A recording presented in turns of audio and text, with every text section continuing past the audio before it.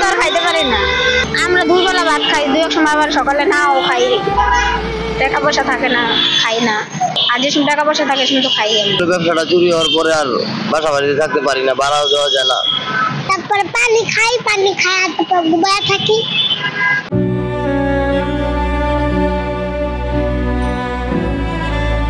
এক বাক্যে সকলে বলবে সুখ একটি আপেক্ষিক বিষয়।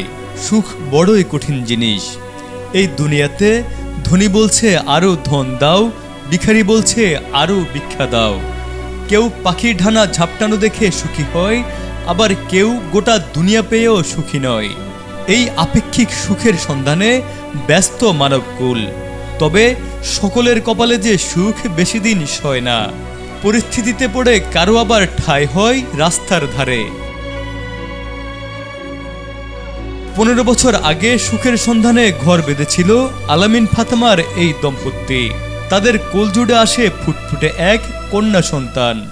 আলামিন পান সিগারেটের ব্যবসা করে বউ বাচ্চা নিয়ে ভালোই দিনাতিপাত করছিল।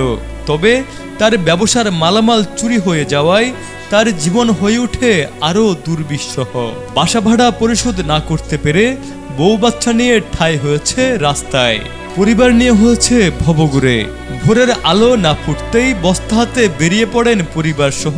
ফেলে দেওয়া পানির বোতল, তেলের বোতল সহ সব ধরনের প্লাস্টিক কুড়ানোর জন্য শহরের আনাচে কানাচে ঘুরে দিনব্যাপী তা সংগ্রহ করে সেই বোতল বিক্রি করে হয় তাদের ক্ষুধা নিবারণ।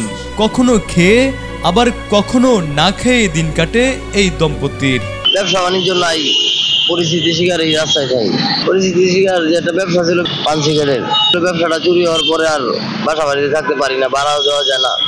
তারপরে ওই যে রমনা পার্কে থাকতাম, বেচা কেনা করতাম, পুলিশে চোরান দিত, দৌড় দিচ্ছি লয়ে গেছে গা। এরপর মনে করেন যে বেঞ্চের নিচে তৈ দিত, আয়া ঘুরে আয়া দিই যে নাই, তাছাড়া পুলিশে চোরান দিচ্ছে। ধরতে পারলে মনে করেন যে 500 টাকা দেওয়া লাগে, যার কারণে দৌড় দিচ্ছে, আয়া ব্যবসা পাইলাম না। খাওয়ানোর অসুবিধা কম বেশি তো হয়। 3 বেলা তো আর খাইতে পারি না। এই ভাঙ্গারে মুঙ্গারে টোকায় মুকায় খাই। আমরা 2 বেলা ভাত খাই, 2 এক সময় আবার সকালে নাও খাই। পরিবারের ছোট্ট সদস্য মালিহা, যেই বয়সে হাতে থাকার কথা বই আর খেলাধুলায় মেতে ওঠার কথা সহপাঠীদের সঙ্গে স্কুল প্রাঙ্গণে, সেই বয়সে মা বাবার সাথে বোতল কুড়িয়ে বেঁচে থাকার লড়াইয়ে জীবনের সাথে লড়ে যাচ্ছেন এই ছোট্ট শিশু। অনেক খারাপ লাগে। পান্না খায় থাকি।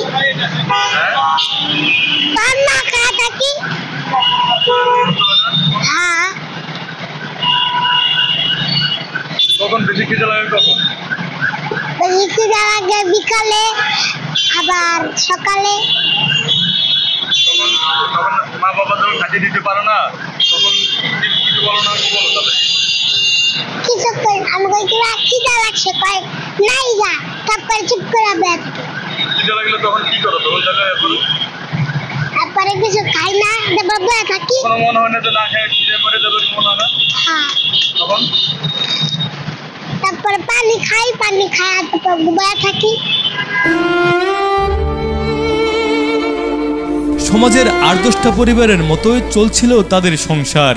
কিন্তু বর্তমানে দারিদ্র্যের কষাঘাতে পরিত্যক্ত ড্রেনের পাইপে বাসা বেঁধেছে তারা। চোখে শুধুই যেন একরাশ হতাশা আর গ্লানি। ছলছল করছে চোখের অশ্রু।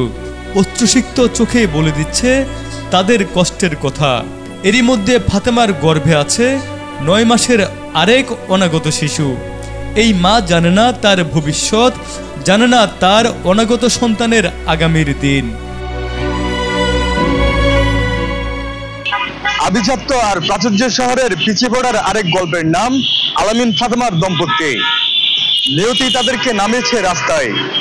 তাই সমাজের বিত্তবানদের প্রতি আহ্বান, এ ধরনের পিছিয়ে পড়া অসহায় মানুষের পাশে দাঁড়ানোর।